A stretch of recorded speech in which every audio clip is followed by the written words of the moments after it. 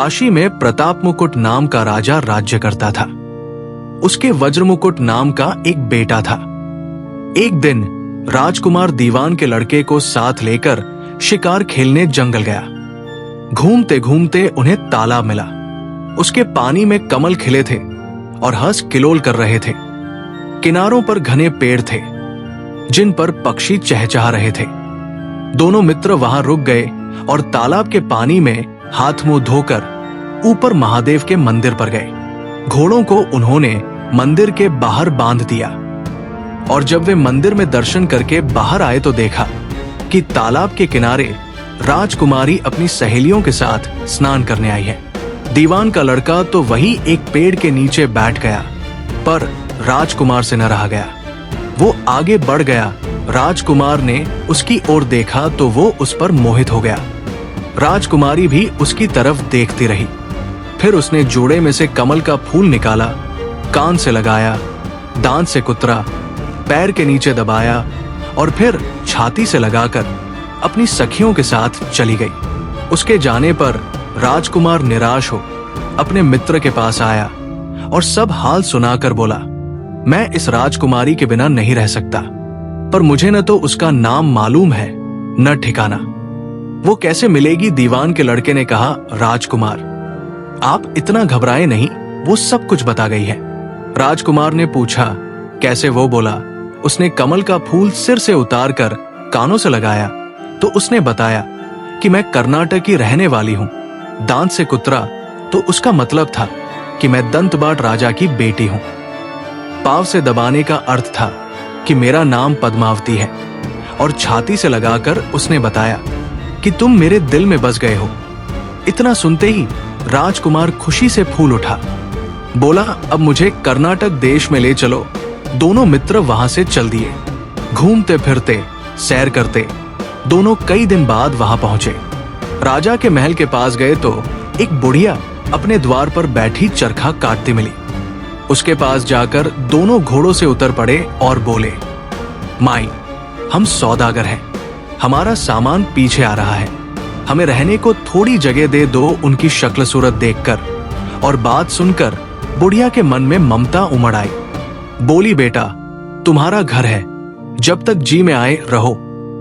दोनों वही ठहर गए। दीवान के बेटे ने उससे पूछा, माई तुम क्या करती हो? तुम्हारे घर में कौन कौन है?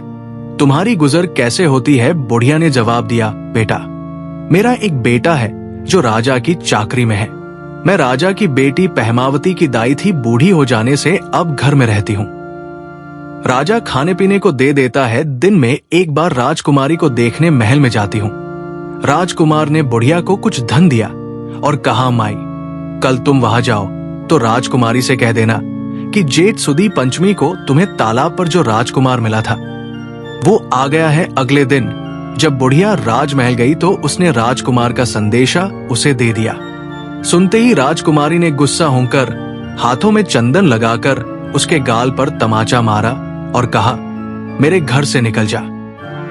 बुढ़िया ने घर आकर सब हाल राजकुमार को कह सुनाया। राजकुमार हक्का बक्का रह गया। तब उसके मित्र ने कहा, राजकुमार आप घबराए नहीं, उसकी बातों को समझे। उसने देसों उंगलियां सफेद चंदन में मारी। इससे उसका मतलब यह है कि अभी 10 रोज चांदनी के हैं, उनके बीतने पर मैं अंधेरी रात में मिलूंगी। 10 दिन के बाद बुढ़िया ने फिर राजकुमारी को खबर दी तो इस बार उसने केसर के रंग में 3 उंगलियां डुबोकर उसके मुंह पर मारी और कहा, भाग यहां से। बुढ़िया ने आकर सारी बात सुना दी।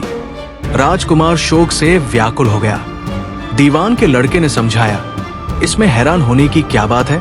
उसने कहा है कि मुझे मासिक धर्म हो रहा है, 3 दिन और ठहरो। 3 दिन बीतने पर बुढ़िया फिर वहां पहुंची।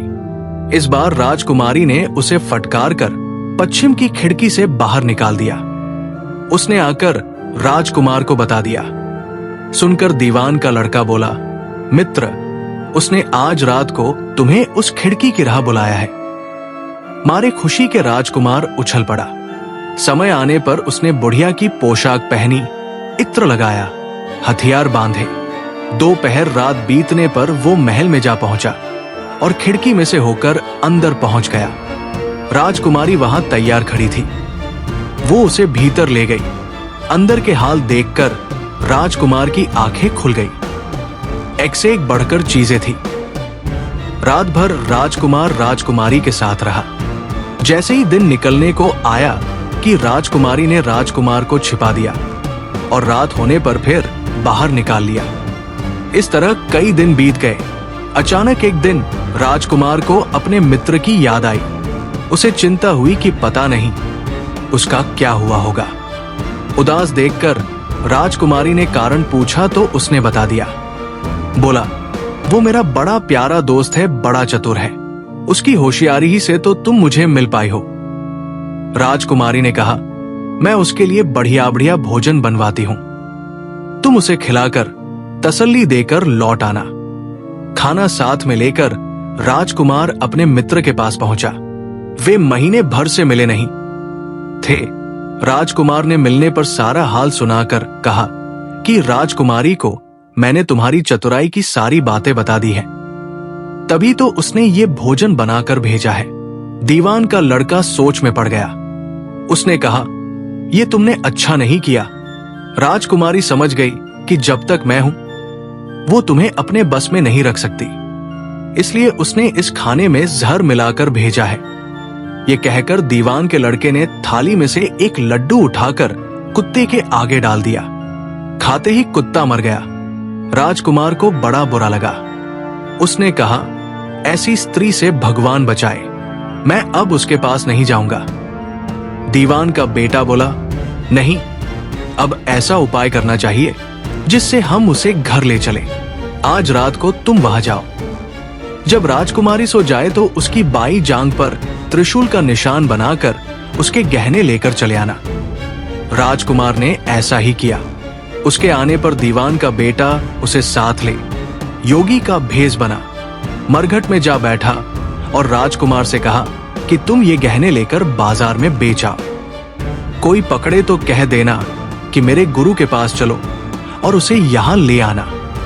राजकुमार गहने लेकर शहर गया और महल के पास एक सुनार को उन्हें दिखाया। देखते ही सुनार ने उन्हें पहचान लिया और कोतवाल के पास ले गया। कोतवाल ने पूछा तो उसने कह दिया कि ये मेरे गुरु ने मुझे दिए हैं। गुरु को भी पकड़वा लिया गया। सब राजा के सामने पहुंचे। राजा ने पूछा, योगी महाराज, ये गहने आपको कहां से मिले? योगी बने दीवान के बेटे ने कहा, महाराज, मैं मसान में काली चौदस को डाकिनी मंत्र सिद्ध कर रहा था कि डाकिनी आई। मैंने उसके गहने उतार लिए और उसकी बाई जांग में त्रिशूल का निशान बना दिया। इतना सुनकर राजा महल में गया और उसने रानी से कहा कि पद्मावती की बाई जांग पर देखो कि त्रिशूल का निशान तो नहीं है। रानी बोली, देखा तो था। राजा को बड़ा दुख हुआ। बाहर आकर वो योगी को एक ओर ले जाकर बोला, महाराज, धर्मशास्त्र में खोटी स्त्रियों के लिए क्या दंड है? योगी ने जवाब दिया, राजन, ब्राह्मण, गौ, स्त्री, लड़का और अपने आश्रय में रहने वाले से कोई खोटा काम हो जाए तो उसे देश निकाला दे देना चाहिए। ये सुनकर राजा ने पद्मावती को डोली में बिठाकर जंगल में छुड़वा दिया। राजकुमार और दीवान का बेटा तो ताक में बैठे ही थे। राजकुमारी को अकेली पाकर साथ ले अपने नगर में लौट आए और आनंद से रहने लगे। इतनी बात सुनाकर बेताल बोला, राजन, ये बताओ कि पाप किसको लगा है? राजा ने कहा, पाप तो राजा को लगा। दीवान के बेटे ने अपने स्वामी का काम किया। कोतवाल ने राजा को कहना माना और राजकुमार ने अपना मनोरथ सिद्ध किया। राजा ने पाप किया जो बिना विचारे उसे देश निकाला दे दिया। राजा का इतना कहना था कि बेताल फिर उसी पेड़ पर जा लटका। राजा वापस गया और बेताल को लेकर चला गया।